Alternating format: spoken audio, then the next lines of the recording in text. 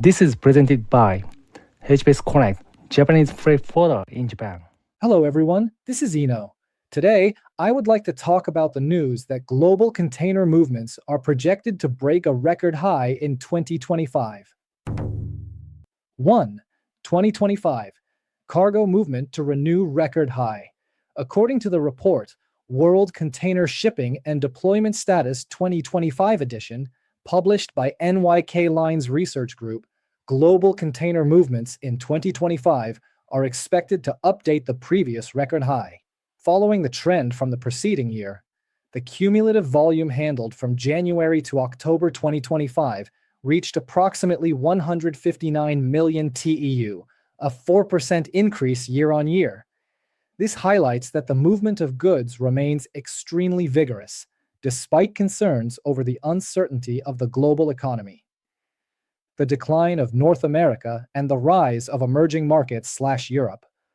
However, a closer look at the details reveals significant tectonic shifts. First, the North American route, which has been the main driver, is struggling. Cargo from Asia to North America saw a 4% decrease year on year.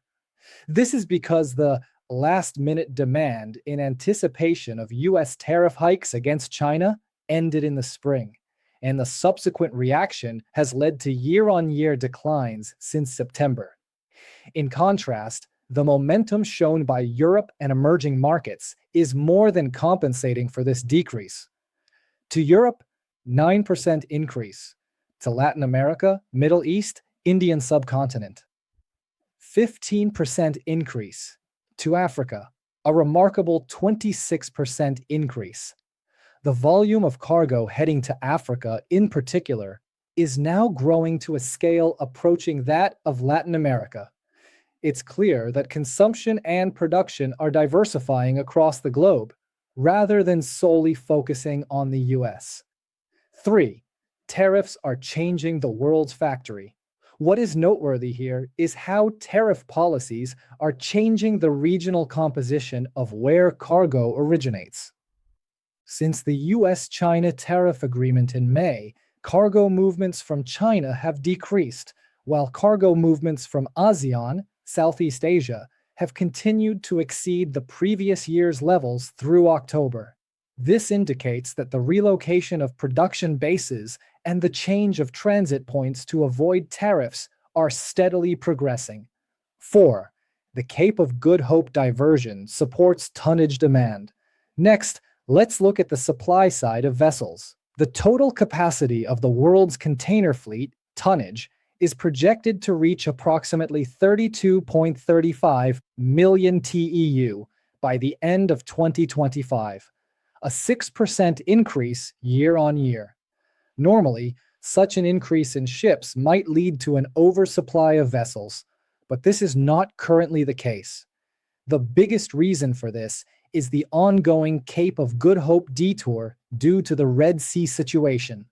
The extended transport distance requires more ships to carry the same volume of cargo, which has effectively absorbed the supply surplus. In addition, the normalization of port congestion is also reducing vessel operating efficiency, resulting in continued tight supply and demand.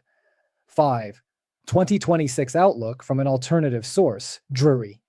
Here, I would like to add the view of a major British maritime consultant, Drewry, as an alternative source of information. Drewry's latest report also states that cargo movement growth in 2025 is solid, but they point to the risk of oversupply toward 2026 as a concern. The current new building order book has exceeded 10 million TEU. They point out the risk of a market collapse in freight rates if the Red Sea situation calms down and ships return to the Suez Canal, leading to a sudden vessel surplus. As mentioned in the NYK report, the US midterm elections are also scheduled for 2026. Since the cargo movement trend could completely change depending on how inflation countermeasures and subsidy policies evolve, management and investors should not only focus on the current favorable condition, but also pay close attention to the change in the supply-demand balance brought about by the resolution of geopolitical risks. That is all for today. Thank you very much.